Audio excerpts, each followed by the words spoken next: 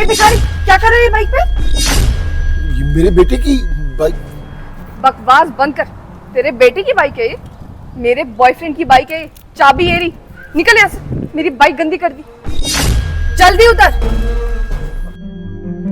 ये बाइक तुम्हारे बॉयफ्रेंड की है ना? हाँ, मेरे बॉयफ्रेंड की ही बाइक है। अब अगर चाटा नहीं खाना चाहता ना तो निकल यहाँ से। अरे पता नहीं कहाँ से आ जाते हैं ये गरीब लोग। मेरी सारी बाइक गंदी कर दी। अंकिता क्या हुआ, क्या बोल रही हो?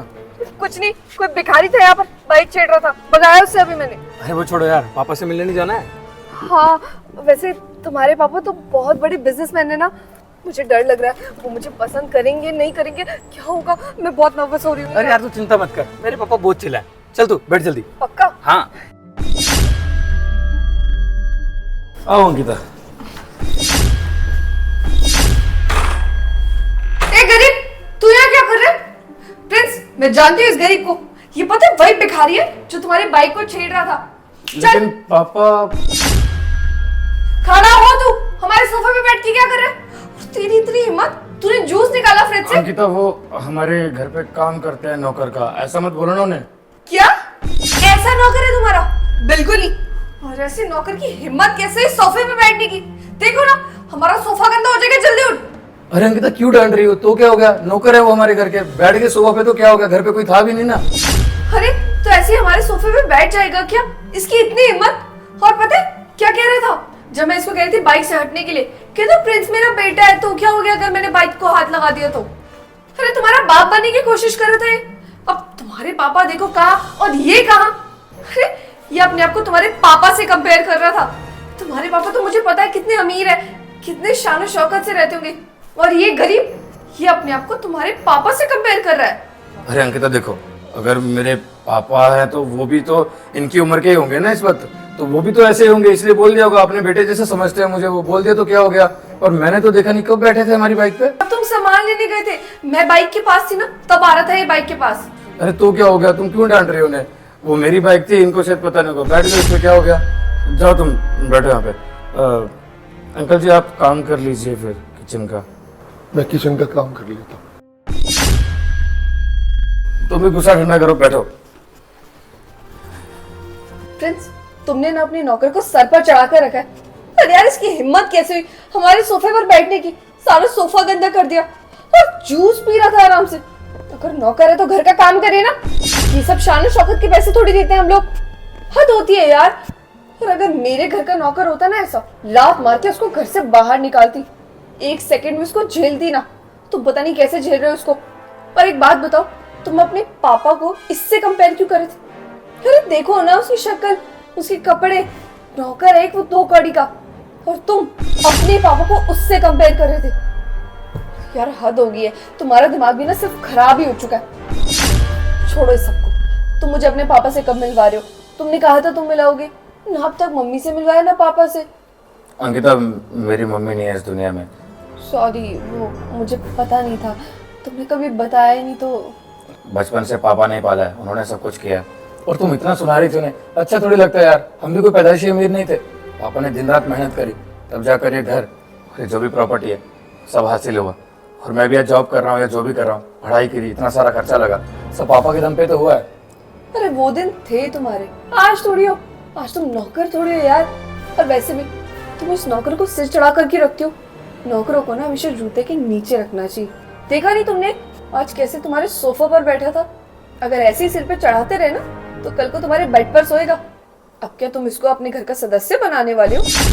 ये नौकर ना अपनी इज्जत के लायक नहीं होते जितनी इज्जत तुम इन्हें दे रहे हो। और एक बात और सुन लो, अगर मैं इस घर में आई ना बहू बनकर, तो मैं इसे सिखाऊंगी। चलो जाने दो अंकिता, गुस्सा ठंडा करो। यहाँ पे रिश्ते की बात करने आए थे पापा से, और तुम ऐसी बातें करी जा रही हो। पापा से ही तो मिलने आई हूँ। कहाँ है पापा? तुम्हारे दिखे ही नहीं रहे। अरे वो बिजनेस मीटिंग में थोड़ा बिजी है, वो आएंगे थोड़ी देर बाद। देखा, पापा बिजनेस मीटिंग में, और इस नौकर को देखो घर में झाड़ू लगा रहा है। अरे हो, तुम इसको अपने पापा से कंपेयर कर रहे थे। खुद ही देखो कितनी बड़ी अरे अंकिता गलती है। वही बात लेके मत बैठना बार बार, अच्छा नहीं लग रहा मुझे। सुना दिया ना एक बार उसे, बस खत्म बात। अच्छा ना ठीक है, कब आएंगे तुम्हारे पापा? आ जाएंगे थोड़ी देर में, भाई है मेरा, उससे मिलवाता हूँ तुम्हें। पुनीत, पुनीत। अरे पापा आप ये क्या कर रहे हो? जो चल रहा है उसे चलने दे। ठीक है। हाँ आता हूँ। देखो, जैसे तुम वैसे तुम्हारा छोटा भाई, वो भी नौकर से ऐसी बातें कर रहा है। हाय पुनीत, आओ ना, बैठो, बातें करते हैं। उस नौकर को छोड़ो ना। अरे भाई, पापा झाड़ू क्यों लगा रहे हैं और ये सब चल क्या रहा है घर में? कुछ मत बोल इसके सामने, समझा? इसको कुछ पता नहीं है और पता नहीं पापा के साथ इसका चल क्या रहा है। पापा ने भी चुप रहने के लिए बोला, इसलिए चुप रहे थोड़े से। अंकिता, ये मेरा छोटा भाई है पुनीत, कॉलेज में पढ़ाई कर रहा है अभी और जल्दी नौकरी भी लग जाएगी। अच्छा, ये तो बहुत बढ़िया बात है। और कैसे चल रही है तुम्हारी जिंदगी? पुनीत, ये मेरी होने वाली बीवी, मतलब जिससे मैं पापा को मिलवाने वाला था। तो पापा अभी तुझे पता है ना कि ऑफिस की मीटिंग में है, तो वो जब आएंगे तब मिलवा दूंगा पापा से, है ना? पुनीत, ये तेरी होने वाली भाभी, मतलब मेरी गर्लफ्रेंड, जिससे मैं पापा को मिलवाने वाला था। और तुझे तो पता है कि पापा मीटिंग में है ना? तो इसलिए इसे बाद में मिलवाऊंगा। इतनी देर तुम जान पहचान कर लो, बातचीत कर लो, ठीक है? ठीक है। आता हूँ। वैसे पुनीत, एक बात तो कहनी पड़ेगी तुम दोनों भाइयों की। तुम दोनों भाइयों ना नौकरों पे बहुत तरस खाते हो। मैंने देखा अभी तुम भी उस नौकर से कुछ बात कर रहे थे। मैं प्रिंस को भी समझाती हूँ यार, तुम भी समझाओ उन्हें। इतना मुंह नहीं लगाते नौकरों। अरे तो इसमें क्या हो गया? वैसे भी हमारे घर पे ना बहुत दिनों से नौकर का काम कर रहे हैं। हम उन्हें नौकर नहीं समझते, हम तो उन्हें अपने घर के सदस्य की तरह समझते हैं। और आप उसे ऐसे नौकर नौकर क्यों बोल रहे हो? ये समझो ना, इंसान है तो क्या हुआ, हमारे घर का कचरा साफ करते हैं। अब उनको सिर पे चढ़ाकर रखेंगे क्या? इन नौकरों को ना अपनी जूती की नोक के नीचे रखना चाहिए। और तुम्हें पता है, अभी कुछ देर पहले ना इसी सोफे पे बैठा था जहाँ तुम बैठे हो। अब हम क्या नौकरों के साथ बैठेंगे? जिस सोफे पे वो बैठा उस पे हम बैठेंगे। अरे तो इसमें कौन सी बड़ी बात है? माना कि वो नौकर है, लेकिन इसका मतलब ये थोड़ी ना कि आप उसे ऐसे बार बार जलील करोगे। सोफे पे बैठ गया तो इसमें कौन सी बड़ी बात है? सोफे भी तो बैठा है।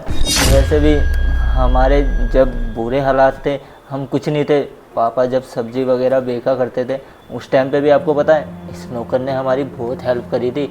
हमारे पास पगार तक नहीं होती थी इसकी देने के लिए, लेकिन फिर भी ये हमारे घर में काम करता था बिना पगार के। तो अगर ये आज सोफे वगैरह पे बैठ जाता है या थोड़ा बहुत आराम कर लेता है तो उसमें हर्जी थोड़ी ना है कोई। जब वो हमारे बुरे टाइम में हमारे साथ है तो हम क्यों ऐसे करें उसके साथ?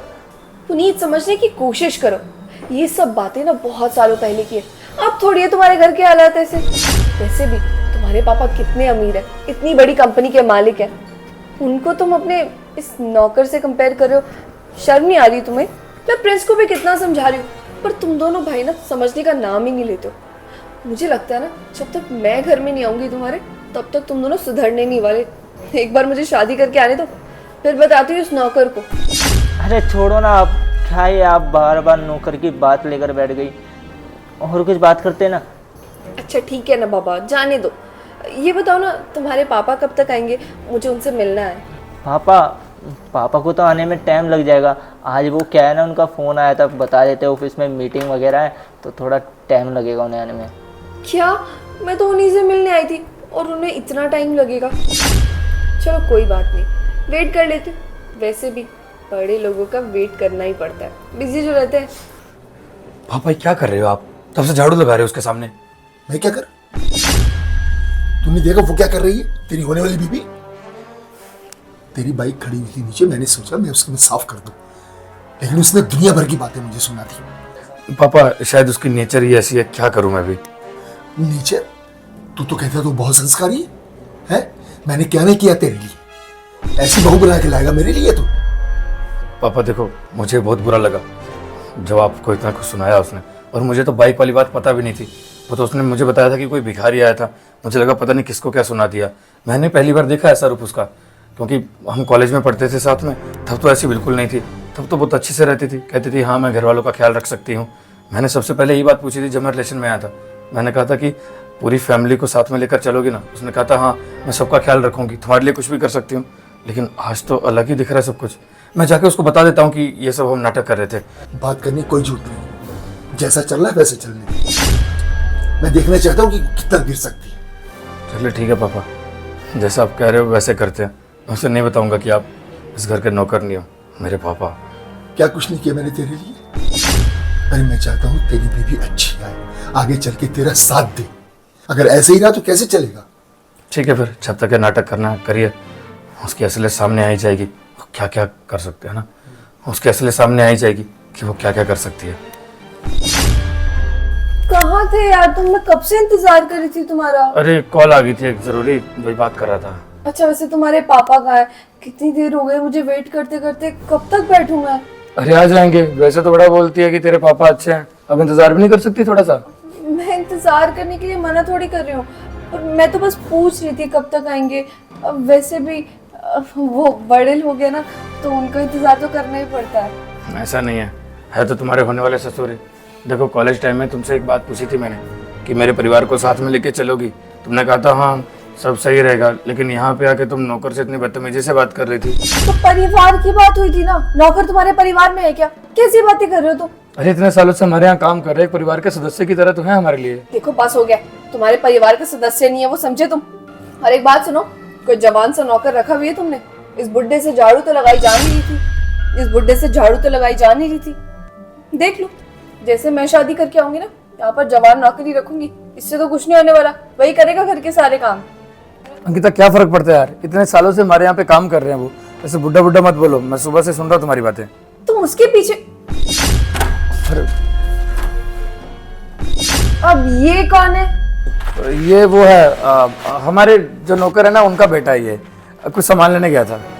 अरे वो भी थोड़ा सा काम में हाथ बटा देता है अपने पापा का, इसलिए अभी सामान लेने गया था ना, सब्जी वगैरह लेके आ रहा होगा बाजार से, मैं बात करता हूँ उससे। ये बड़े साहब झाड़ू क्यों लगा रहे हैं?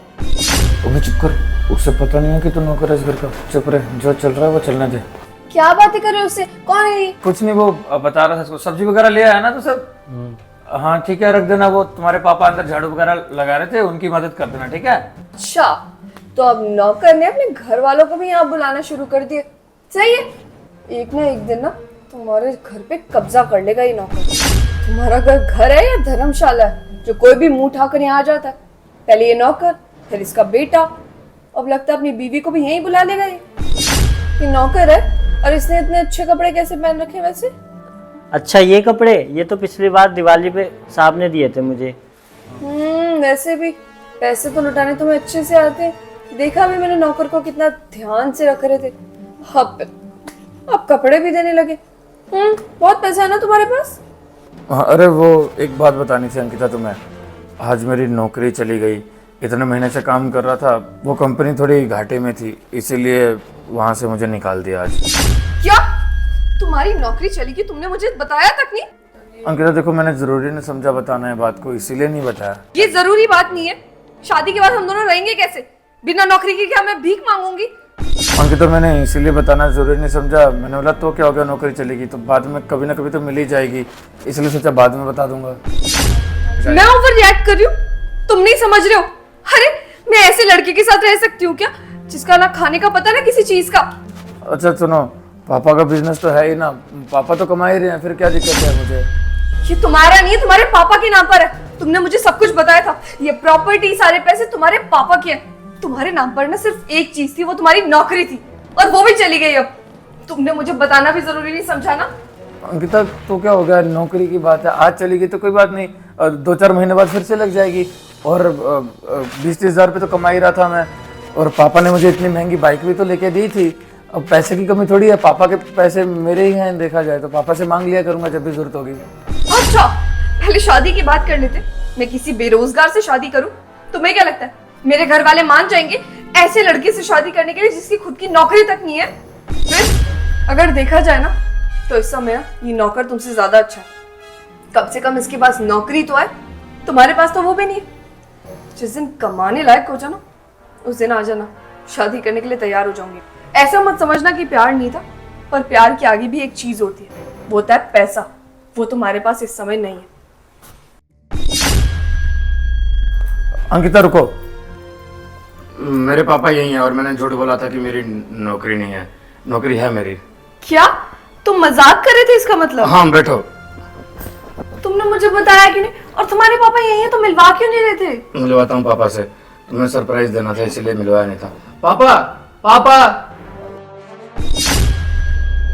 अरे ये नौकर ऐसे कपड़े पहन के क्यों आया?